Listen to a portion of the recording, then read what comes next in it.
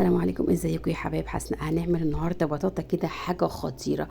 معايا طبعا 2 كيلو بطاطا قشرتهم وهقطعهم حلقات زي ما انتم شايفين كده، واحط عليهم واحطهم في حله. احط كوبايه الا ربع سكر وكوبايه الا ربع ميه، وهغطيهم لغايه ما يستووا. هنا بقى هعمل حطيت معلقتين سمنه كبار بلدي، وحطيت 3 معالق دقيق، وحطيت يا ربي اللهم ذكرني بالشهاده، وقلبتهم شويه كده لغايه ما ريحتهم طلعت، ونزلت عليهم باللبن.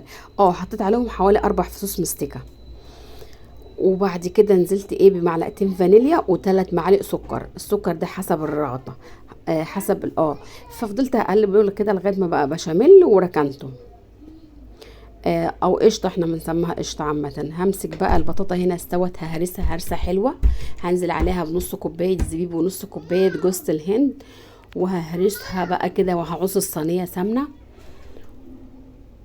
وهنزل بقى بالكميه كلها كده اللي انا عملتها في الصينيه، وهفردها فرده حلوه لغايه ما كلها تبقى مفروده.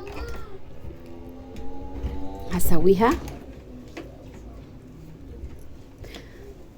وبعدين هنزل عليها بقى بالبشاميل كده على وشها، وهفردها كده. افرد الوش كله كده، بتبقى كلها زي وهدخلها الفرن تاخد وش واحد بس، وهبتدي اقطعها، وتبتدي بقى كده حاجه من احلى البطاطا تاكلوها بالطريقه دي. بجد بجد حاجه كده خطيره. وبألف هنا وشفا. لا يجي بقى يا حلوين، ليست امر ده فضل منكم، عشان قناتي الصغيره تكبر بكم يا حبايبي.